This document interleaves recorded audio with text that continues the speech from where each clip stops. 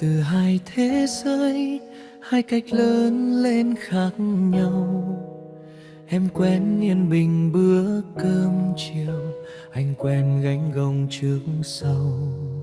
Lần đầu làm cha làm mẹ, tim còn run giữa bao lo toan.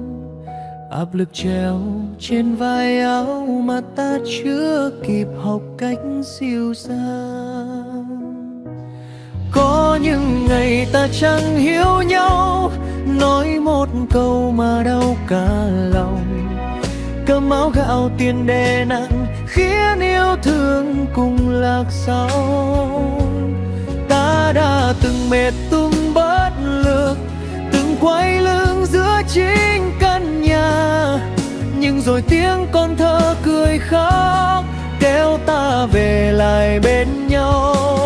Có những đêm em quay mặt khóc, anh im lặng chẳng nói thành lời. Không phải vì mình hết thương, chỉ là mệt quá với cuộc đời.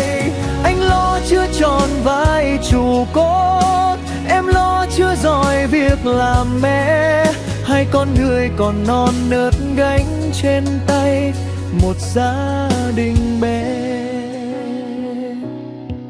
Ngày mình chung một mái nhà, không kịp học cách làm vợ chồng, chỉ biết thương nhau rất thật, rồi vụng về bước vào đời lớn.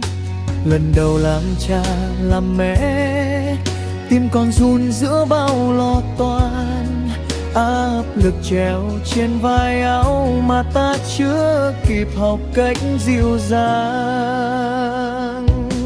Có những ngày ta chẳng hiểu nhau, nói một câu mà đau cả lòng. Cơm áo gạo tiền đè nặng khiến yêu thương cũng lạc dòng. Ta đã từng mệt từng bất lực, từng quay lưng giữa chính căn nhà, nhưng rồi tiếng con thơ cười khóc kéo ta về lại bên nhau. Có những đêm em quay mặt khóc, anh im lặng chẳng nói thành lời. Không phải vì mình hết thương, chỉ là mệt quá với cuộc đời. Anh lo chưa tròn vai trụ cốt, em lo chưa giỏi việc làm mẹ.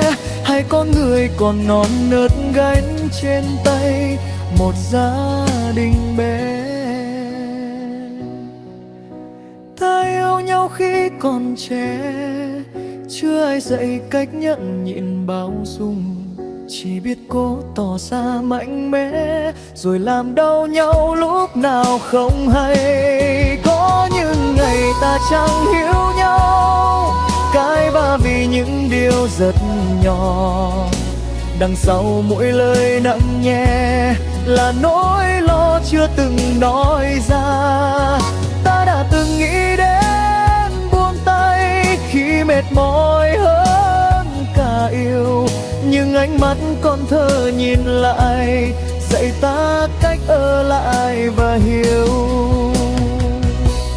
Anh không biết em đã mệt thế nào, em cùng đâu hay anh gồng bao lâu. Chỉ khi ta chịu ngồi xuống mới thấy nhau đều đang rất đau. Không ai sai cũng chẳng ai đúng, chỉ là hai người học cách lớn lên, học cách nói thay vì im lặng, học tha thứ để giữ lấy gia đình. Từ hôm nay ta học hiểu nhau, chia nửa gánh nặng nửa ưu phiền.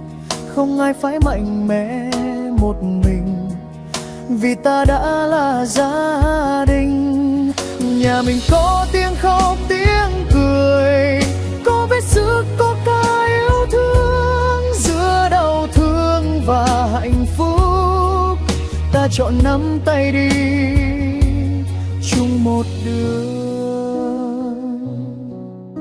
Hôn nhân không chỉ là yêu, mà là đồng cảm mỗi ngày, Hai con người xa lạ chọn chung một nhà và cùng nhau đi qua tháng năm này.